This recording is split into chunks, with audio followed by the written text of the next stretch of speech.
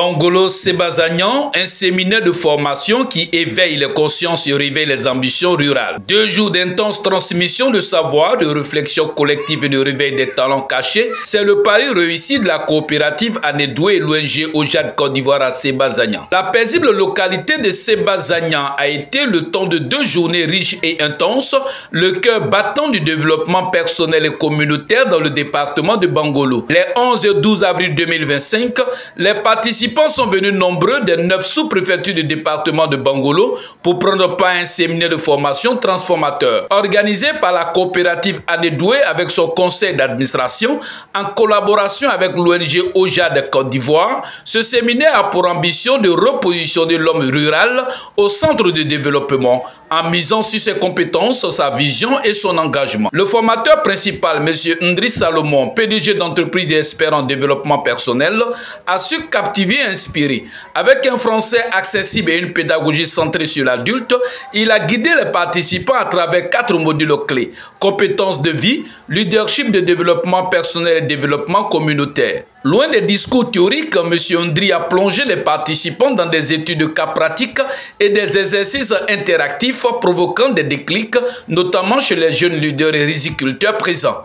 Au-delà de la formation, le séminaire a permis de préparer les esprits à la mise en œuvre d'un vaste projet rizicolte soutenu par l'Agence pour le développement du riz.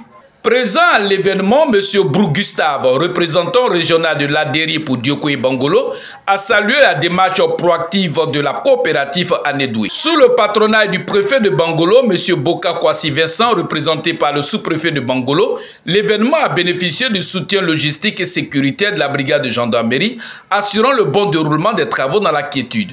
Au thème du séminaire, M. Niaï Roland, président du conseil d'administration de la coopérative Anedoué, a lancé un vibrant appel à l'unité et à la discipline. Moment d'émotion intense, la chefferie traditionnelle de Seba a élevé le formateur au rang de fils du village, lui attribuant le nom symbolique de Oula Moné Magnon. Sa femme a reçu un pain traditionnel en gage de reconnaissance et leur fils un flaet, symbole d'honneur et de respect dans la culture locale. Chaque participant est reparti avec un certificat de formation, mais surtout avec une confiance renouvelée, des outils concrets pour agir et un rêve désormais structuré. Faire de Bangolo un pôle de leadership rural, de prospérité agricole et de solidarité communautaire. Le message est clair, la relève est prête, les consciences sont éveillées. Le développement local commence ici, maintenant, avec les hommes et femmes de terrain. À la fin de cette cérémonie, nous avons tendu notre micro à un participant. Victor Zougo, représentant de Adéoué en Côte d'Ivoire. Je suis venu ici à ce séminaire, vraiment j'ai beaucoup appris. C'est-à-dire que depuis ce matin, la formation a été de taille. Et je pense que tout participant doit partir d'ici nourri et pouvoir donner un enseignement digne. C'est-à-dire qu'aujourd'hui, le monde présent peut former tout un village. Parce que le formateur, il était à la hauteur. Je vous remercie. Merci beaucoup. Est-ce que, quels sont les conseils que vous pouvez donner à nos frères et sœurs vraiment, qui ont participé à cette formation-là et puis qui n'ont rien compris là-dedans? Quels sont vos conseils? Oui, vraiment j'ai eu mal. J'ai eu mal ce matin quand j'ai vu le nombre de personnes présentes. Parce qu'à ce genre de séminaire, il faut maximum de personnes. Il faut maximum de personnes. Les moyens mis à la disposition de l'organisation ont été vraiment de taille. Je remercie d'abord l'organisateur, l'animateur, qui a de ses propres moyens financé ce séminaire. Et je pense que les gens devaient venir de partout pour faire plaisir à ce monsieur, pour qu'il soit satisfait. Mais pour répondre à votre question, je dirais que ceux qui n'ont rien retenu n'étaient pas venus pour retenir quelque chose. Parce que quand tu pars de chez toi, avec une idée d'apprendre, une idée de saisir quelque chose, pour être utile à la population, pour servir, quand tu arrives à ce genre de séminaire, tu reçois et tu pars satisfait. Donc pour ceux qui sont venus et qui n'ont rien retenu, vraiment j'ai mal pour eux. Et je leur dis, il y aura plusieurs peut-être séminaires, ou bien peut-être ils approcheront nous autres qui avons retenu quelque chose, pour qu'auprès de nous, ils puissent savoir quelle était cette, comment on appelle, la mission.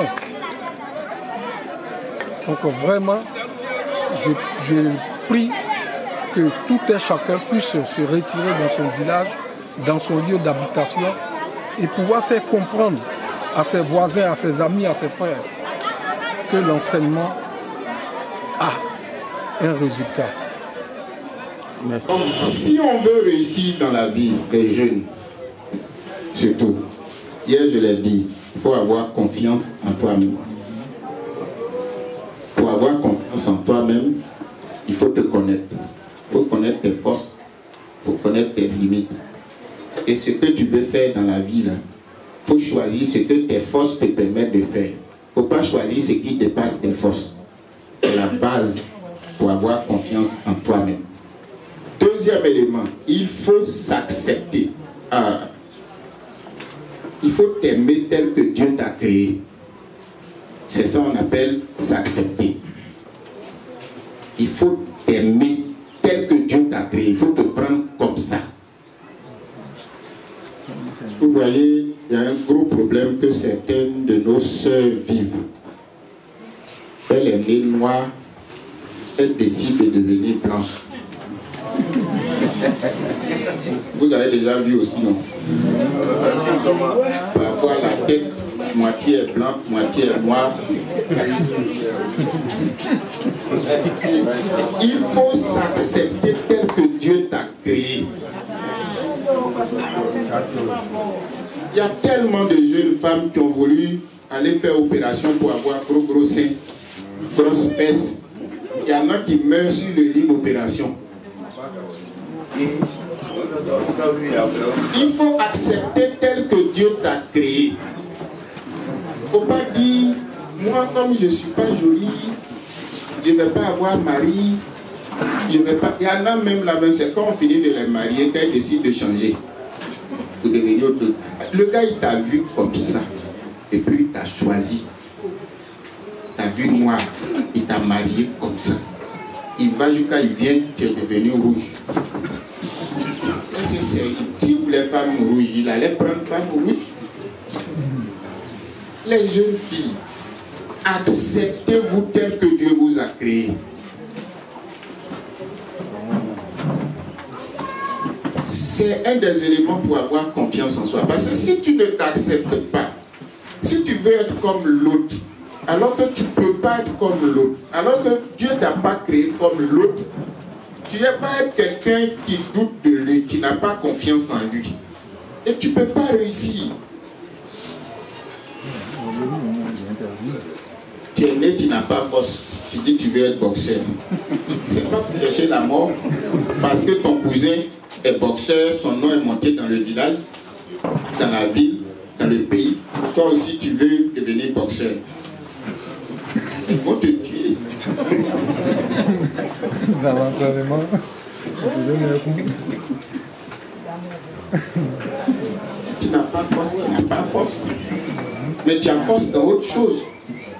Peut-être tu es très intelligent. Peut-être s'il y a un problème qu'on pose, tu peux régler. Peut-être si les gens sont en balade, quand on t'envoie, toi tu peux expliquer les choses facilement. Et puis les gens se réconcilient. Ça c'est des choses que Dieu aime. Ceux qui envoient la paix. Mais ça c'est ton don, c'est ta qualité que tu as. Donc il faut te contenter de ça. Si les jeunes veulent réussir, ils doivent se fixer des objectifs qu'ils peuvent réaliser. Si l'objectif est trop grand, tu vas penser que c'est parce que tu es bête. Pour tout le monde marche, pour toi marche pas. Tu vas penser que c'est parce que ta tante est sorcière, à cause de ça pour toi marche pas. Non, ces objectifs-là, tu as fixé trop grand. Ça te dépasse. Tu n'en as ni la force, ni les moyens. Si ça te dépasse, tu ne peux pas réaliser. Mais si tu as fixé un objectif qui tient compte de tes forces, tu vas réaliser. Quand tu finis de réaliser, tu es heureux. Parce que tu as réalisé ce que tu voulais faire. C'est un des éléments qui crée la confiance. Quand tu n'échoues pas beaucoup, tu commences à avoir confiance en toi. Mais pour ne pas échouer beaucoup, il faut se fixer des objectifs qu'on peut réaliser. Mais parfois, on est tellement jaloux des gens autour de nous qu'on veut faire comme eux. Et puis on n'arrive pas à faire. Donc, on commence à devenir une mauvaise personne. On commence à prier Dieu pour que leur affaire se gâte. Et comme tu veux faire comme lui, tu ne peux pas faire, tu commences à prier dans ton cœur pour que pour lui là se gâte. Pour qu'on dise que vous deux vous êtes la même chose. Quand c'est le début de la sorcellerie. Quand tu souhaites que le mal arrive à l'autre pour qu'il échoue comme toi, c'est que tu deviens mauvais. Et un jour, tellement tu ne dors plus, tu vas aller trouver quelqu'un pour dire lui là même là, si tu peux m'aider à l'éliminer. Non, on se crée des problèmes pour rien. Chacun peut être heureux à sa manière. Chacun peut être heureux à sa manière. Vous pouvez voir des gens avec des grosses voitures, ils sont dans l'avion tout le temps, ils ont des grosses maisons. Qui vous a dit qu'ils sont heureux? Qui vous a dit qu'ils sont heureux?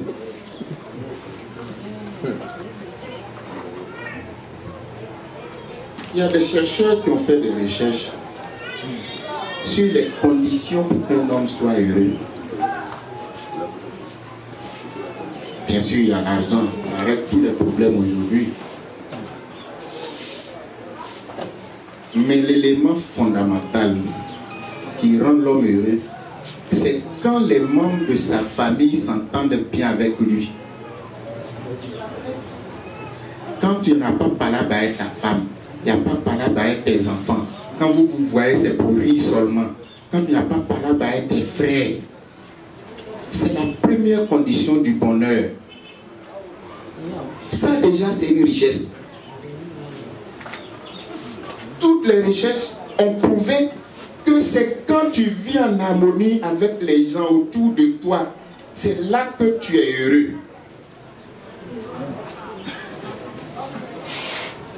Et puis, l'argent et les autres choses viennent s'ajouter.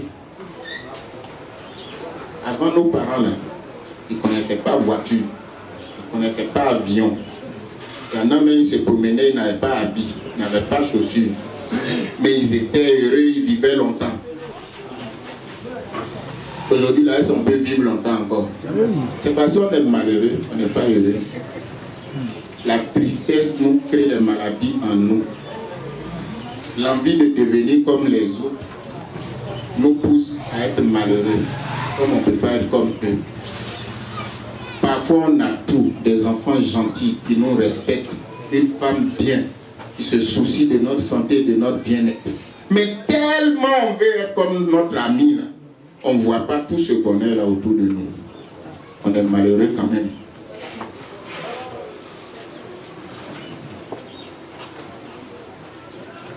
Une des conditions pour réussir dans la vie, c'est d'accepter, de t'accepter tel que tu es créé. Tu as vendu ton riz, tu as 1 million. Et puis tu apprends qu'en ville là-bas qu'on dit, ah, il y a un nouveau truc qui est arrivé là. Si tu mets 1 million, tu as gagné 5 millions. Tellement que tu aimes l'argent et que tu ne veux pas réfléchir, que tu veux prendre des risques non calculés, tu enlèves ton 1 million, tu t'en vas mettre dedans. 3 mois après, on te dit, ils ont fermé. Maintenant, toi, tu vas au champ, tu parles seul sur la route.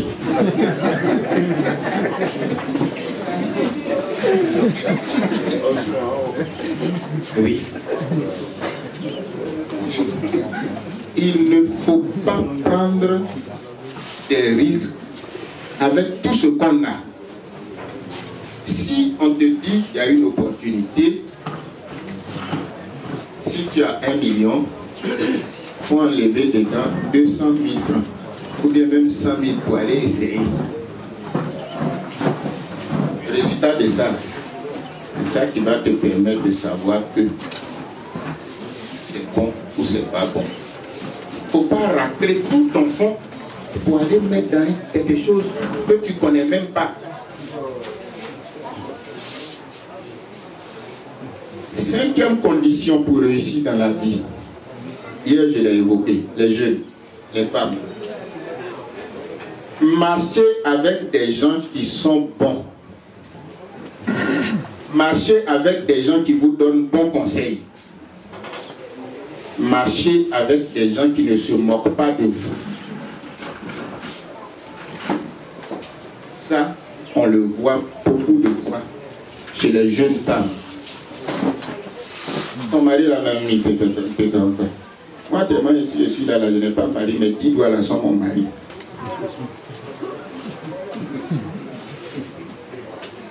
Et puis elles écoutaient. Et elles se retrouvent seules. Et puis camarade même qui t'a encouragé à faire ça, elle ne veut même plus te voir.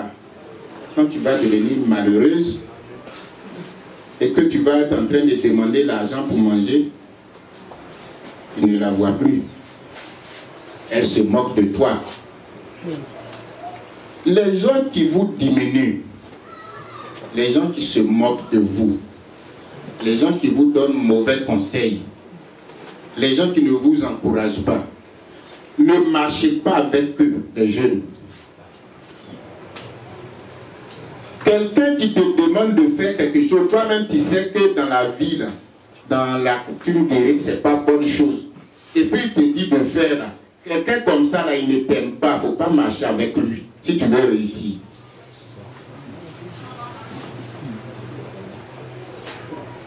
Les blancs disent quoi?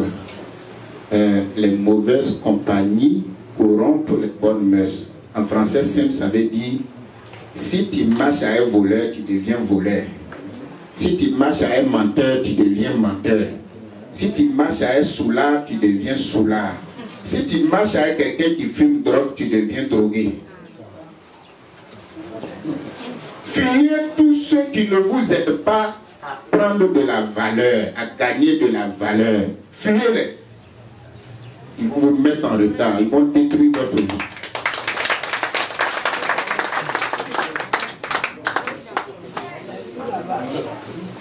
Sixième condition.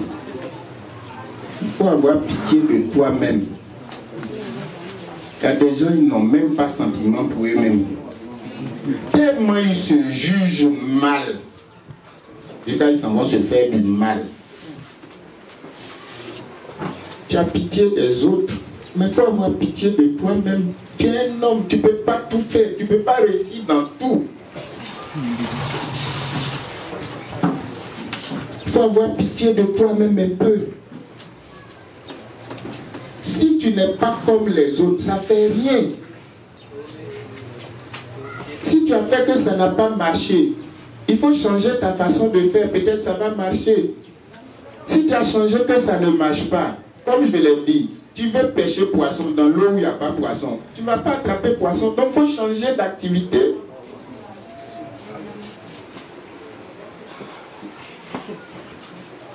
Mais tu vas dire,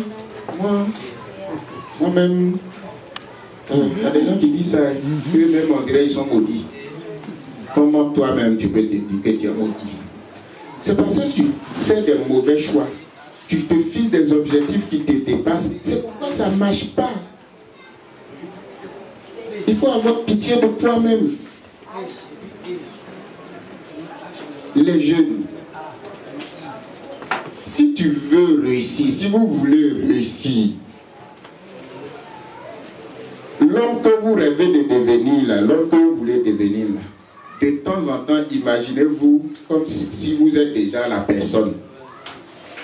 Tu vas à l'école, tu veux être sous-préfet. De temps en temps, il faut t'imaginer. Quand je vais devenir préfet, sous-préfet, je vais être comment? Je vais vivre comment? Je vais faire quoi? C'est comme si tu te vois dans l'avenir, tu te regardes dans l'avenir. Ça encourage, ça motive les gens à réussir. Quand j'étais étudiant, j'étais à l'université de Cotonou. Je prenais mon bus et je partais dans deux quartiers. Ceux qui connaissent Abidjan bien, deux plateaux. Quand tu dépasses Sokosé, à droite, il y a un joli quartier avec de belles villas. Et puis il y a un quartier à la Riviera, qu'on appelle Riviera africaine. Oh non, les maisons sont belles. Les jours, je n'ai pas cours. Je m'en vais avec, je prends mon bus, je m'en vais descendre et puis je marche dans le quartier pour regarder les belles voitures sorties. Quand ils ouvrent leur portail, tu vois les belles maisons. Ça me faisait croire en moi, rêver grand. Parce que je voulais avoir aussi. C'est parce que vous ne connaissez pas chez moi. J'ai ça il y a longtemps. J'ai déjà ça.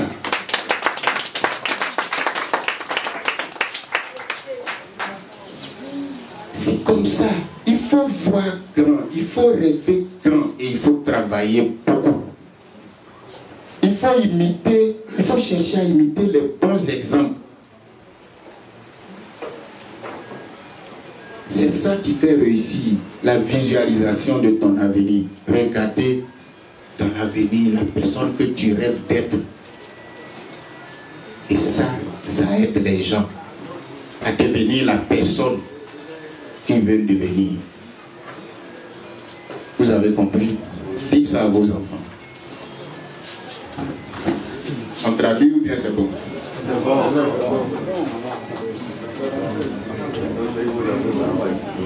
La manipulation. C'est-à-dire les gens, tu fais quelque chose qui est bon, ils disent ça, c'est pas bon.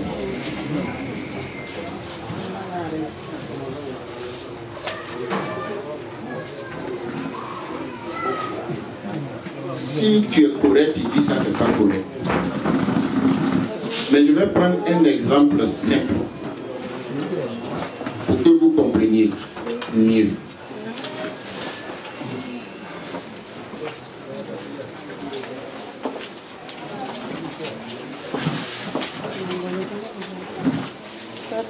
Il y a des gens que j'ai une fois fait quelque chose de bon dans ma vie.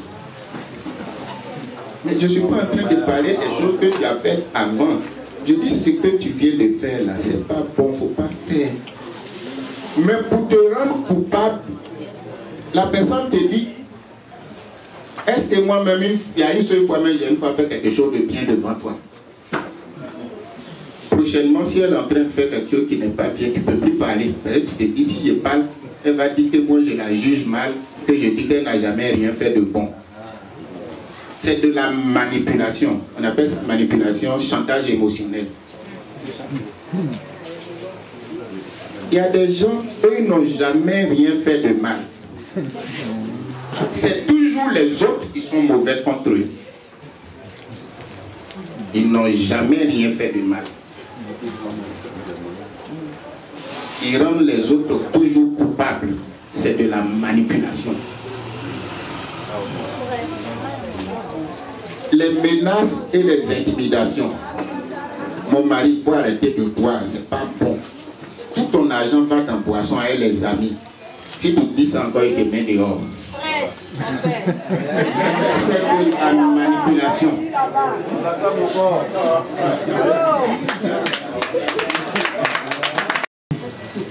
La dévalorisation, c'est-à-dire quoi? On diminue ta valeur. Dès que tu t'habilles, tu dis aujourd'hui là même, je me suis bien mis. Pourquoi tu as pris un habit couleur rouge comme ça? Ça, ce n'est plus à la mode. Ça te casse si tu n'es pas fort. Surtout nous les garçons avec les femmes. Pourquoi ton ventre est devenu gros comme ça? Tu lui as foutu 5 enfants et tu dis son ventre est gros.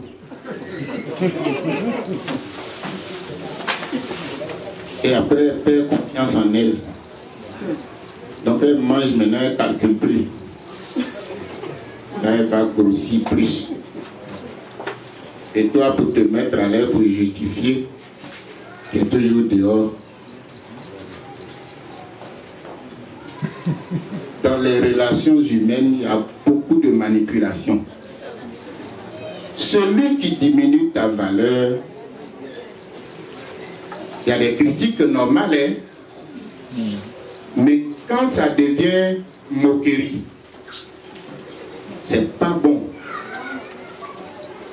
Il y a des gens qui manipulent de cette façon-là. C'est parfois pour t'amener à devenir comme eux.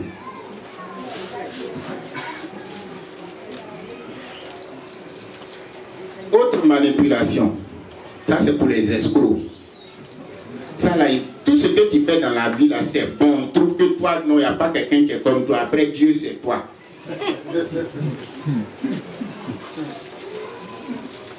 Tu n'as même pas un petit défaut sur la terre. Les escrocs sont forts dans ça. C'est de la manipulation. On appelle ça la manipulation par séduction excessive.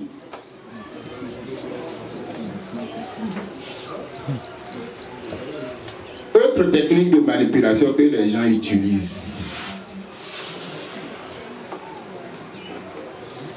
Ils viennent, ils demandent une petite chose. Toi-même, quand tu regardes, si tu lui donnes une petite chose là, ça ne peut pas régler son problème. Donc tu vas donner grand. On appelle ça technique de pied dans la porte.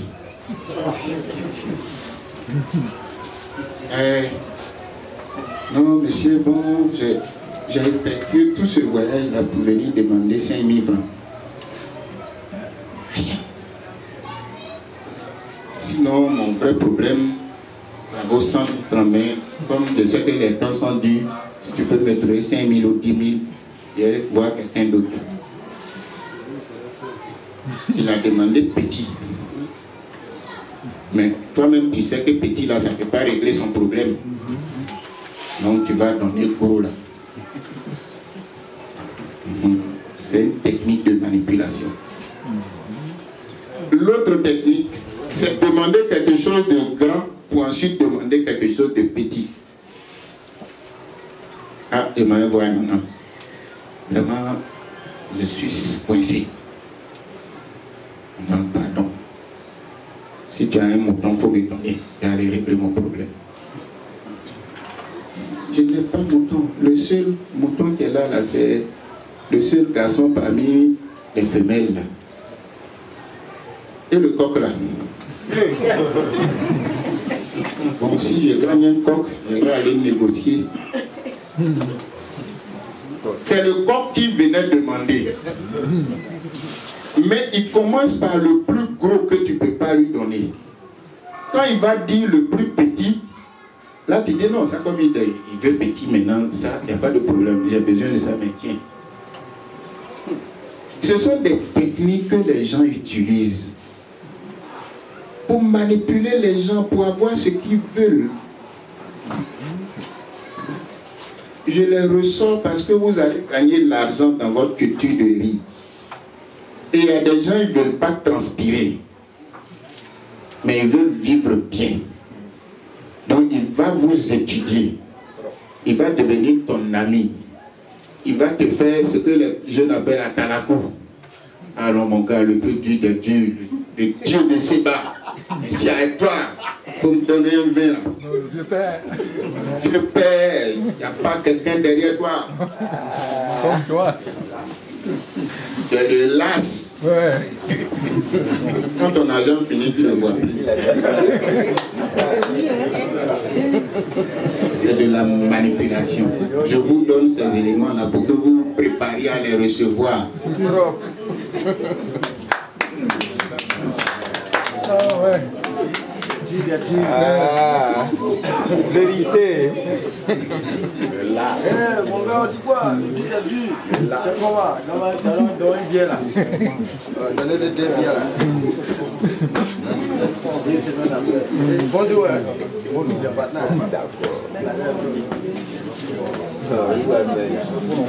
La clé. C'est pourquoi les Américains disent le temps, c'est de l'argent. Ils disent en anglais, time is money. Le temps, c'est de l'argent. Si tu perds du temps, tu as perdu de l'argent. On gère mal notre temps. Les jeunes femmes, tu es marié, ton mari va au travail. Comme tu sais que c'est à 18 h qu'il vient, tu prépares jusqu'à 11 h. Quand tu as fini de préparer, tu t'en vas rendre visite à ta voisine, tu regardes tous les novelas, tu racontes toute ta vie de 11 h à 17 h.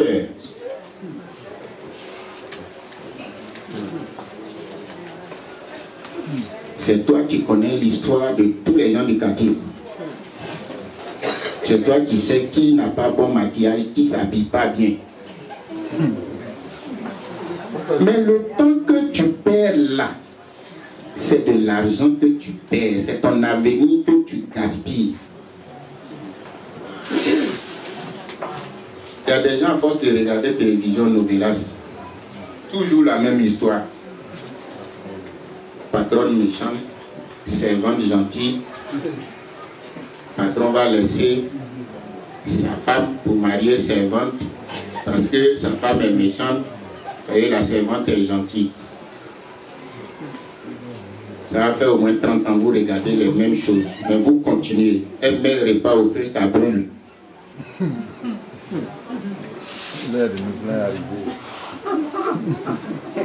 Comment vous devez définir vos priorités dans la gestion du temps? Définir les priorités, c'est comme ça on gère le temps.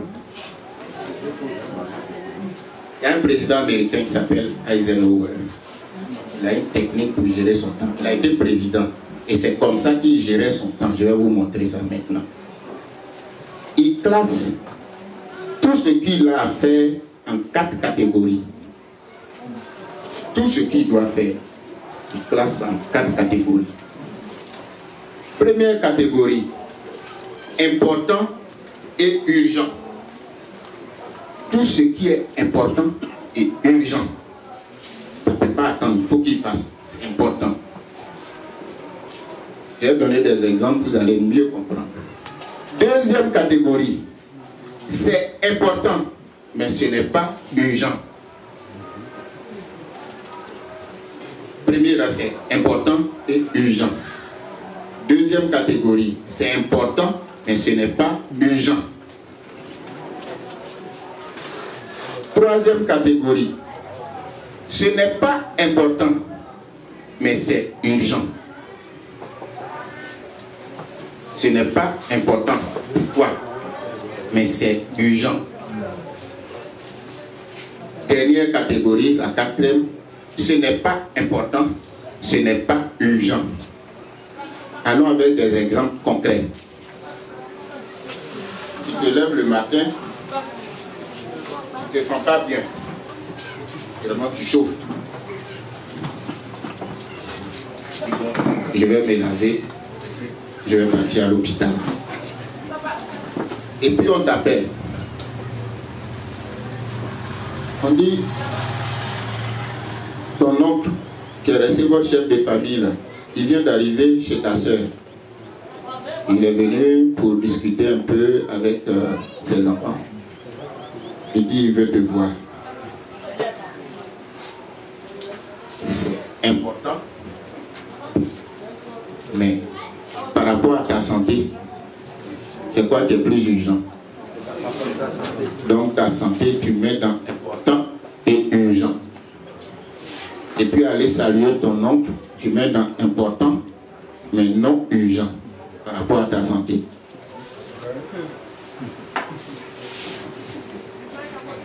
Et puis, tu vas à l'hôpital, tu finis de te soigner. Dès que tu sors, ton ami t'appelle. Ouais frère, tu es où? Tu dis, ah, je ne me sentais pas bien, je suis venu à la clinique, mais je viens de finir, je m'en vais saluer mon oncle. Il dit, non, ma femme est au bloc opératoire. On m'a demandé 500 000. Je vais prévu 400 000. Pardon, il faut m'envoyer 100 000. Si tu as ça. Tu as ça. Pour toi, ce n'est pas ton problème, c'est femme de quelqu'un d'autre, femme de ton ami. Ce n'est pas un problème personnel. Donc ce n'est pas important pour toi. Mais c'est urgent. Parce que si tu ne donnes pas les 100 000 et qu'on n'intervient pas rapidement, elle peut mourir. Et ton ami, tu ne pourras plus le regarder. Donc pour toi, à la limite, ce n'est pas un problème important. Mais c'est urgent.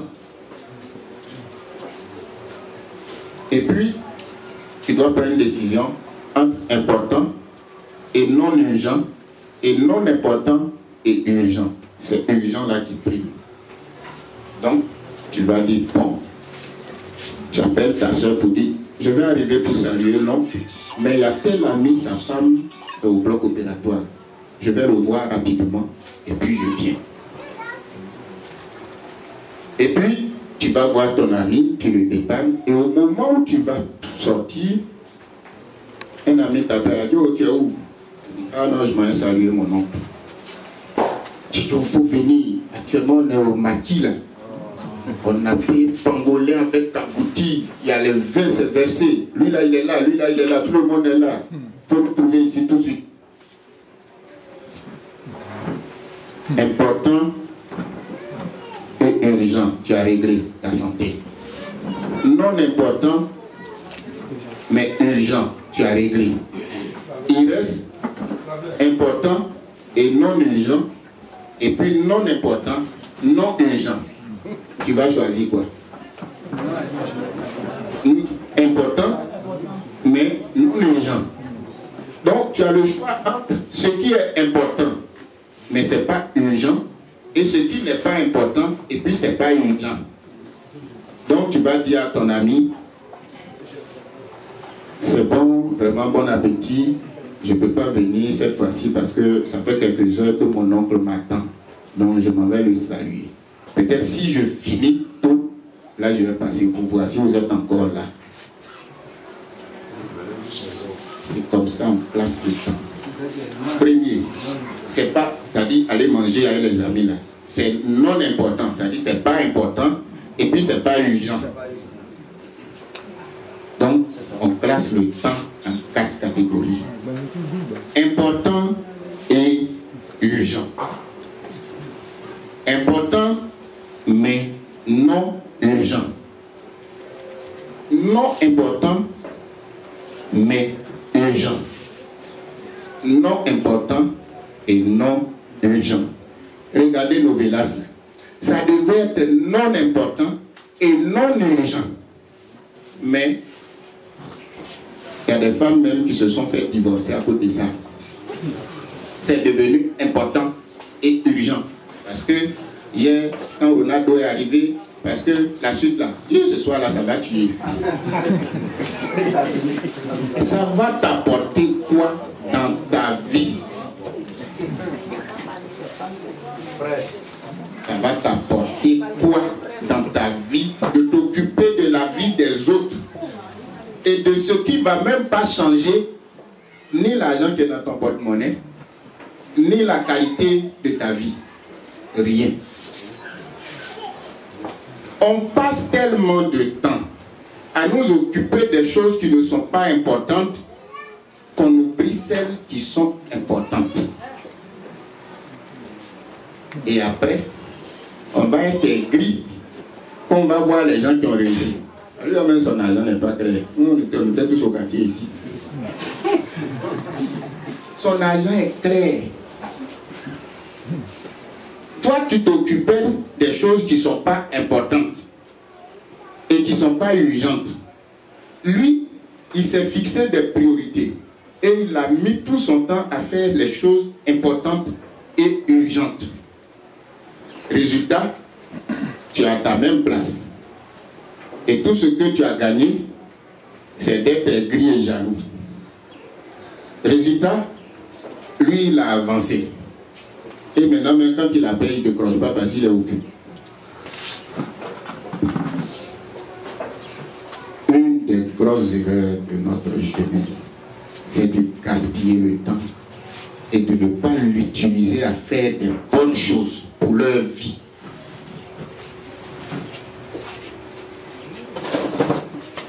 On a bien compris.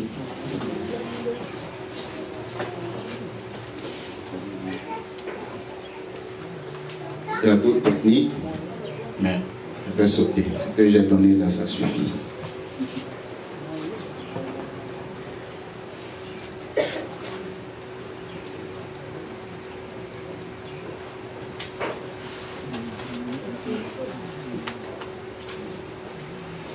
Les erreurs à éviter quand on fait une activité. Ces erreurs-là, vous devez bien écouter. C'est votre argent de rire. Il y a des gens aussi qui vont faire des plans, des projets sur votre argent. Donc il est important que vous sachiez gérer les finances personnelles.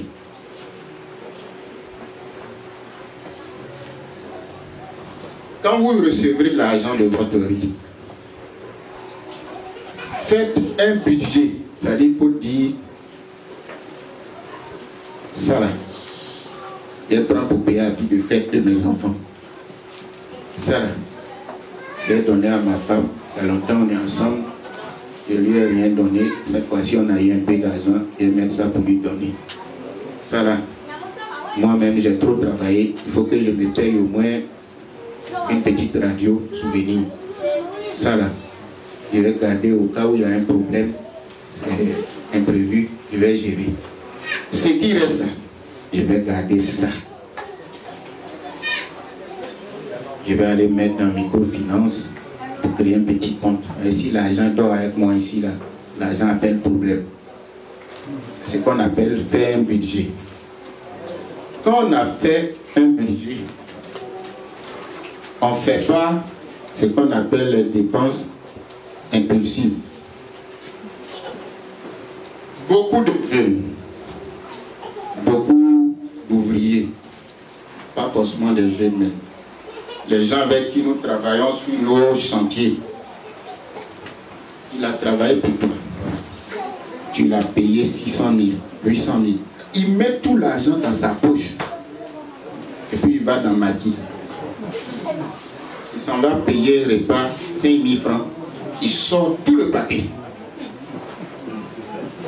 Et puis il enlève un peu pour donner. Pour que tous ceux qui sont dans le maquis sachent qu'il a l'argent maintenant. Mais quand tu as tout ton argent sur toi, tu vas faire des dépenses que tu n'as pas prévu faire.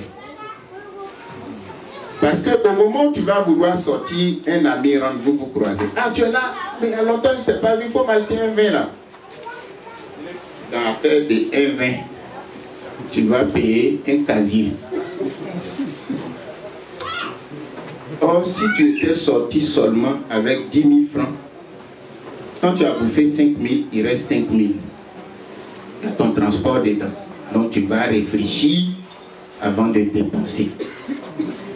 On réfléchit avant de dépenser. Et on pense ce qu'on a prévu de dépenser. On ne tombe pas l'argent dessus comme ça, et puis on met la main dedans, on dépense, on dépense, on dépense. On passe devant une boutique, comme il y a l'argent sur nous, on voit un joli habit. On ne sait même pas s'il y a l'argent à la maison là-bas. On prend l'argent qui est là, on met dedans. Les dépenses qu'on n'a pas prévues et puis on fait là, ça rend pauvre. Les jeunes, vous n'avez pas besoin de prouver aux gens que vous avez un peu. Si tu as l'argent là, tu n'as pas besoin de sensibiliser les gens. Tu n'as pas besoin de faire campagne même ou publicité pour dire que j'ai l'argent. Quand les gens te voient, ils savent que tu as l'argent. Vous ne croyez pas?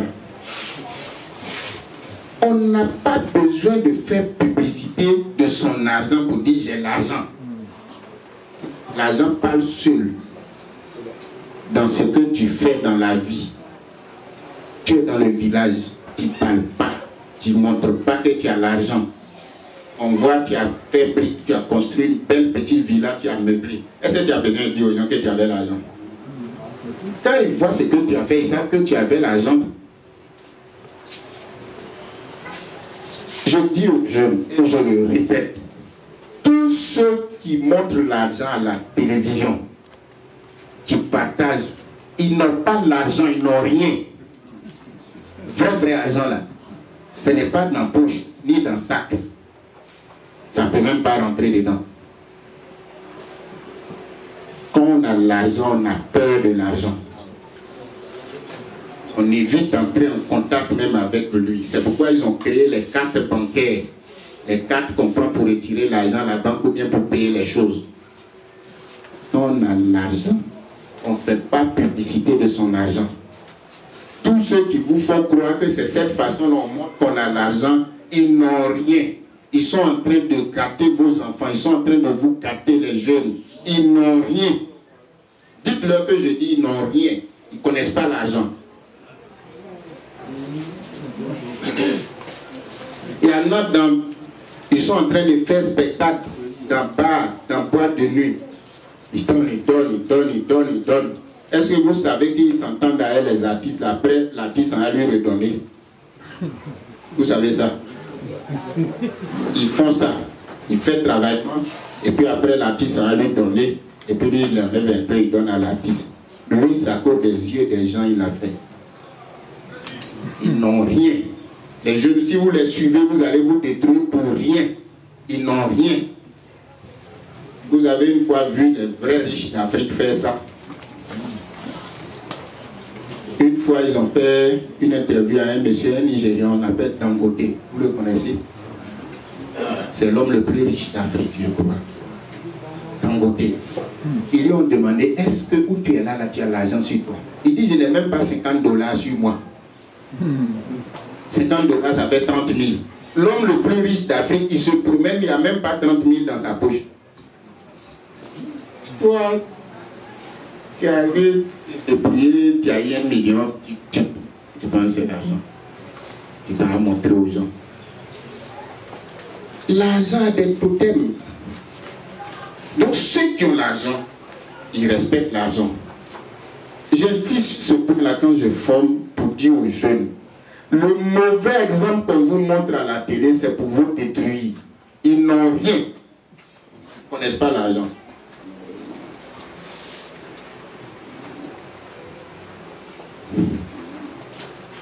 Troisième point,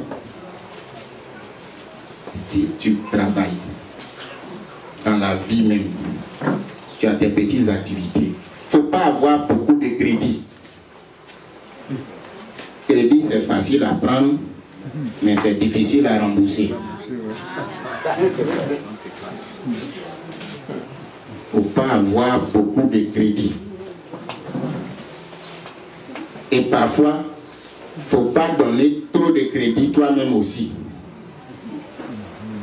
Il y a des gens qui donnent crédit, ils ne peuvent pas rembourser, après même ils cherchent à te faire du mal. Parce qu'ils ne peuvent pas rembourser. Ça c'est très courant. Ou bien après c'est comme si vous avez fait histoire, tu ne parles plus. On ne donne pas trop de crédit aux gens. Et on ne prend pas beaucoup de crédit. Ça envoie la honte. Et ça crée des problèmes inutiles. Faites les dépenses pour lesquelles vous avez les moyens. Si un problème ne t'a pas surpris, si un problème n'est pas gros et qu'il ne te dépasse pas, il ne faut pas aller prendre crédit. C'est ce qu'on a compris. Je crois que même dans nos coutumes, si tu dois à quelqu'un que tu meurs, tes parents s'en vont rembourser. Tant que tu n'as pas remboursé ton revenant, elle va tourner dans le village. Tu ne peux même pas partir. Crédit, c'est pas bon.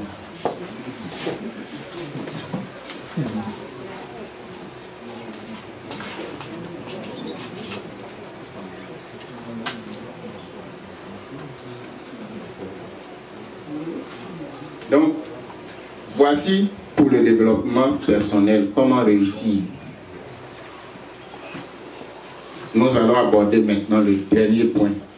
C'est sur le développement des communautés, le développement communautaire. Sur ce point-là, on a prévu finir à midi, donc je vais finir 15 minutes avant. Il y a, quand on dit développement communautaire, par exemple, on peut dire la communauté de Seba. Il y a le village, vous avez les mêmes intérêts, vous avez les mêmes problèmes, et vous dites, on appartient tous à Seba.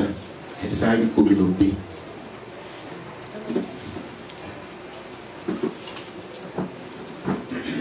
Vous avez pu prendre la photo?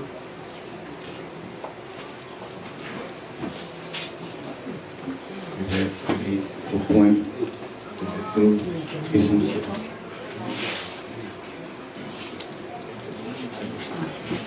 Voilà.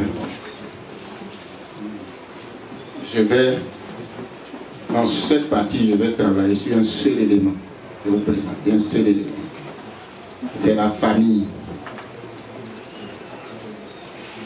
Le développement commence par le développement des familles. Parce que quand on dit Seba, c'est plusieurs familles qui forment Seba. Si toutes les familles sont pauvres, c'est que tout le village est pauvre. Si certaines familles sont riches et que d'autres sont pauvres, on dira qu'à Seba, une partie des gens est riche, une partie est pauvre. Si tout le monde s'en sort, on dira à Seba, Seba c'est un village où les activités économiques tournent bien et c'est un village développé.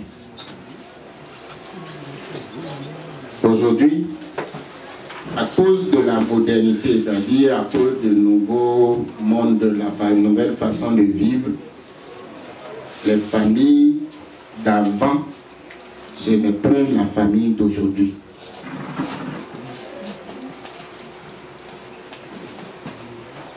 Presque toutes les familles ont un problème d'unité.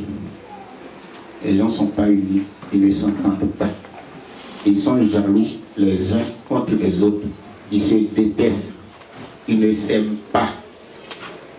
Ils sont jaloux les uns contre les autres. Dans toutes les familles, il y a au moins un problème d'unité. Si à Seba ici, il n'y a pas ça dans vos familles, que Dieu soit loué. Je vous félicite. Il y en a.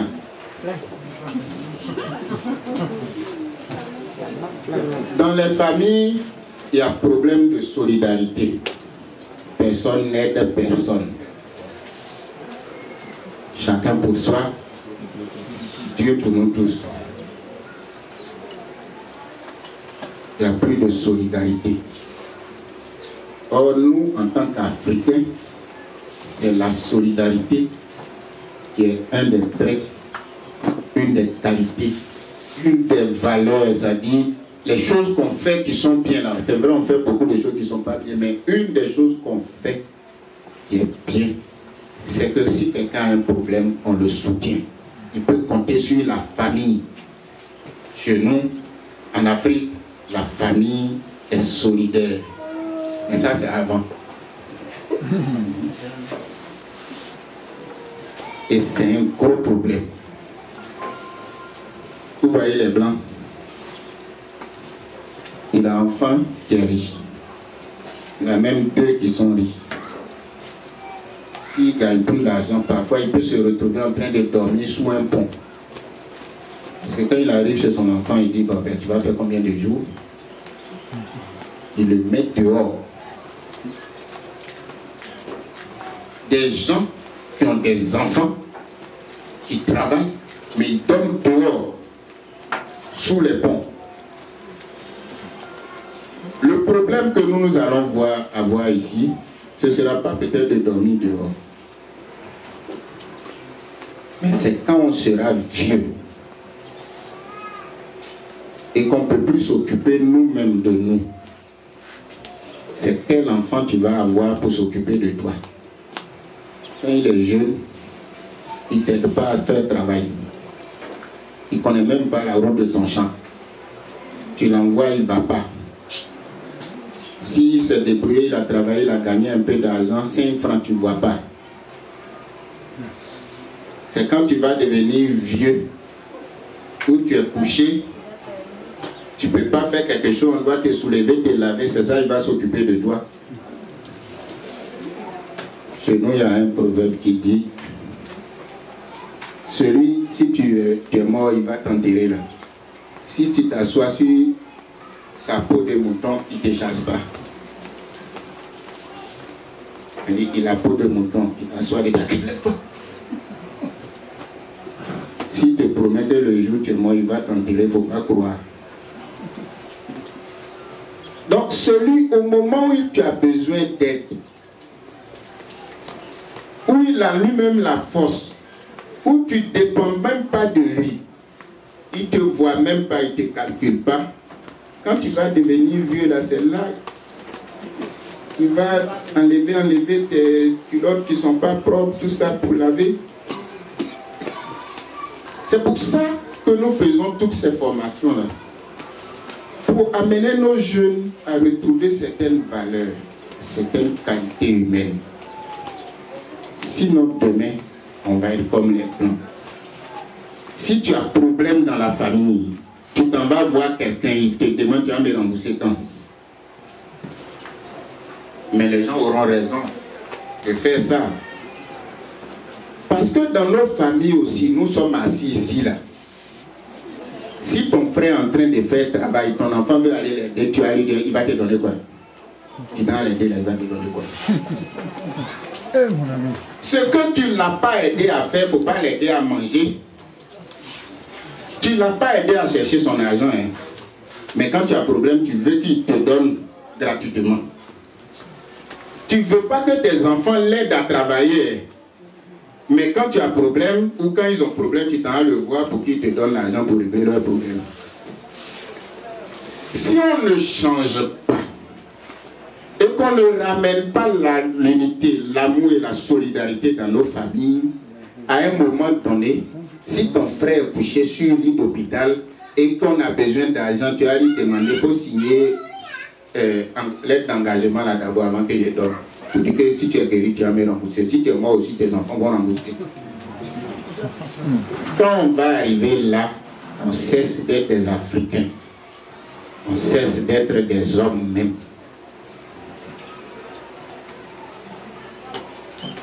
C'est crucial. Nous devons travailler à ce qu'il y ait de la solidarité dans nos familles. Et qu'on arrête la méchanceté et la jalousie gratuite. Je vais arriver après sur un point et vous allez comprendre pourquoi. Un autre défi, un autre problème dans nos familles. Avant, si on dit ces familles guéries, tout le monde est guéri dedans. Mais maintenant, il n'y a pas une famille guérie où il n'y a pas au moins 10 autres ethnies dedans. À cause des mariages, tu prends famille baoulée, il y a enfant Djoula, enfant Bété, enfant guéri. Mais quand des gens qui sont d'ethnies différentes se retrouvent dans la même famille, il va arriver quoi? Ce que les Blancs appellent le choc culturel. Lui, il est venu avec son éducation de xénophobe. L'autre est venu avec son éducation de baoulé. Donc, nos intérêts sont opposés. Vous voyez la solidarité au niveau des familles du Nord. Si un a activité, les autres l'aident. Ils sont engagés. Ils payent Baka. Son frère va conduire pour que ça devienne 2 Baka, 3 Baka, 4 Baka. On n'a qu'à payer Baka pour donner un petit guéri. Quand il descend le soir, il fait travaillement dans Maki. Chez nous au centre, c'est pire. Il n'y a même pas un village où il n'y a plus fumoir. Fumoir, là, c'est où les enfants s'en vont fumer vilain tabac. Il y en a partout. On ne construit pas des familles. Apprenons à construire des familles. Il y a une question que je pose souvent.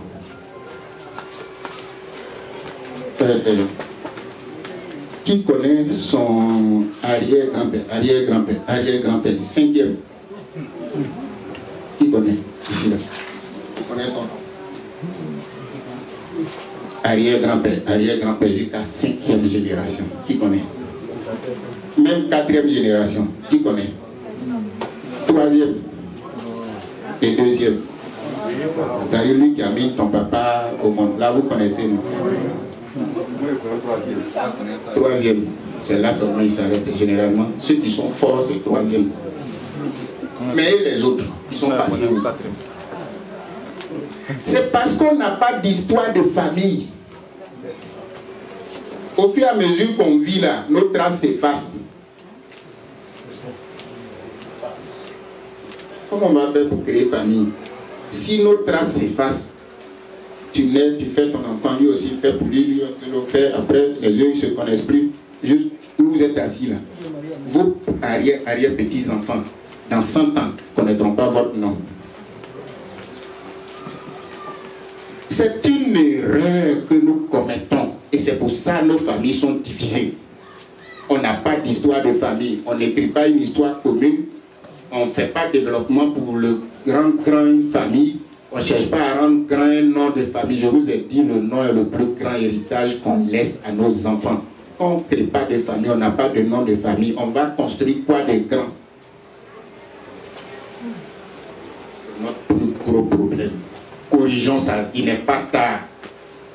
À un moment donné, on prend conscience et on fait un nouveau départ dans la vie.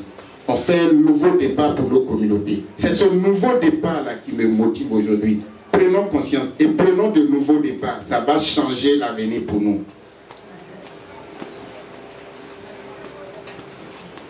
Deuxièmement, si aujourd'hui je vous demande, votre famille, vous comptez sur quoi?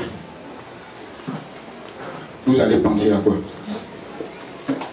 Pour réussir, c'est-à-dire vous quittez ici, vous partez, vous réunissez vos enfants pour dire bon, on vient de faire une formation, on va prendre un nouveau départ. Notre famille, on va déclarer la guerre à la pauvreté. Vous comptez sur quoi? Vous allez compter sur quoi? Oui, papa. Sur la forêt. Après?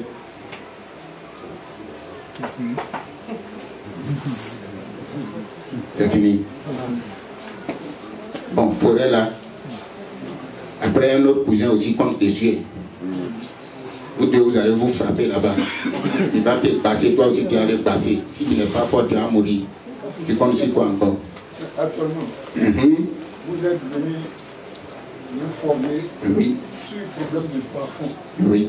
Je sais que tout un chacun de nous maintenant, oui. il n'y a pas quelqu'un qui va venir vendre encore. Vendre. Oui. Et puis encore qui viendra d'Abidjan dire que oui, ça c'est pour moi. C'est quand moi. Que vous ne comptez pas. Ce sont les enfants qui sont intelligents dans la famille. Est-ce que vous savez que la plus grande richesse dans vos familles, ce sont les enfants qui sont intelligents? Vous devez les connaître, les protéger et veiller à ce qu'ils aillent à l'école jusqu'au bout. Parce que ce sont eux qui vont vous sortir de toutes les difficultés. C'est ça la ressource stratégique. On appelle ça les ressources stratégiques d'une famille. Il y a les terres, il y a les eaux, il y a l'or, il y a tout ça. Mais une des ressources les plus importantes sont les enfants qui sont intelligents. La famille. Ah, il connaît bien papier, mais je n'ai pas l'argent. Il n'a qu'à s'asseoir, il va m'aider au champ. Tu t'es tué toi-même. Tu as mis fin à l'avenir de ta famille. Ta soeur a un enfant qui est brillant. Elle n'a pas de mari, son mari est mort, elle n'a rien. L'enfant va arrêter l'école. Mais tu vas partir ici jusqu'à Djegoué, aller t'arrêter au soleil de 9h à 15h pour applaudir l'enfant de quelqu'un qui a réussi. Pourtant, l'enfant de ta soeur est là. Il peut réussir à devenir plus grand que lui que tu allais applaudir. Mais comme tu ne sais pas que c'est une richesse dans ta famille qu'il faut protéger pour développer, pour que demain tout le monde en profite. Son mari même il est mort, il n'a même pas laissé forêt. C'est pas moi, il est dépensé. Non! Les enfants intelligents dans les familles, tous les enfants d'ailleurs sont intelligents. Ils sont les ressources stratégiques pour réussir, pour changer des familles. Un seul enfant qui réussit dans votre famille la rend grande. Oufé Boigny, ils étaient combien? C'est lui seul, vous connaissez son nom?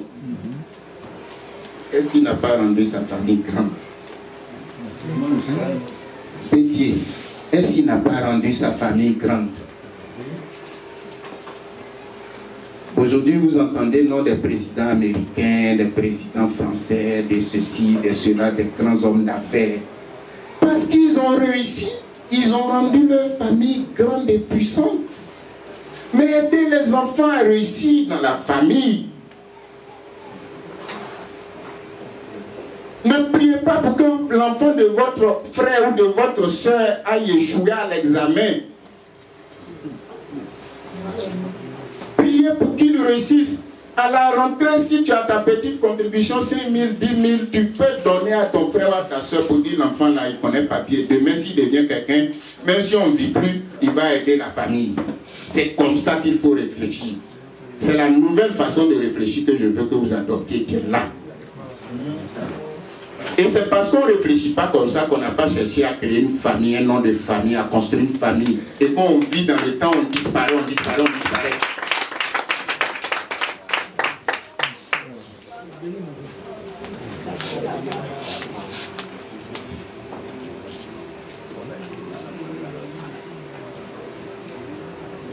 Dernier point.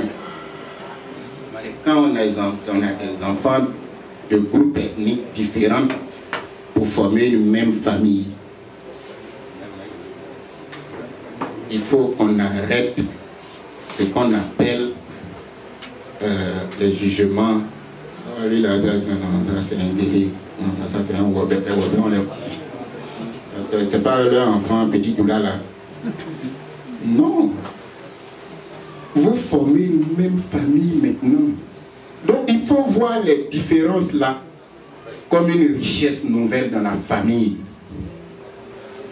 Les différences, les différentes ethnies, les différentes origines qui viennent pour rentrer dans nos familles doivent être vues comme une nouvelle richesse. Parce que chaque culture a un bon côté qu'on peut utiliser. Il peut avoir le courage, l'envie de travailler, l'envie de réussir. Il peut avoir la douceur, l'art de bien parler. C'est toutes ces qualités-là qu'on ramasse à gauche, à droite et qu'on vient mettre dans la même famille. On doit voir ça comme une richesse et l'exploiter pour le bien, pour la grandeur de la famille. On ne doit pas rejeter tel enfant ou tel autre et créer des divisions dans la famille parce que lui là, il n'est pas Kéré, il n'est pas Wobé, il n'est pas Yakuba. Non. Les différences sont des familles, des richesses dans nos familles. Dans nos familles, quand on a ça, c'est que la famille a beaucoup de richesses maintenant. Là, on s'assoit. Et bon, quand je regarde les enfants, là, lui là, il a tel caractère, lui là, il a caractère, lui là, il a caractère. Si on fait un plan de développement de notre famille, ce côté-là, il sait que l'enfant là, si on l'encourage là-bas, il va faire de grandes choses. Ce côté-ci, là c'est sûr qu'il va faire de bonnes choses. Donc, lui, son enfant là, il faut qu'on le suive bien. C'est comme ça que les gens réussissent. Et ils créent des grandes familles. C'est pas autre chose. Ils ont un plan, ils réfléchissent, ils utilisent toutes leurs ressources. Et quand ils deviennent grands, ils rayonnent. Et on parle d'eux. Mais parfois même, on a plus de qualité, de ressources humaines de qualité dans nos familles.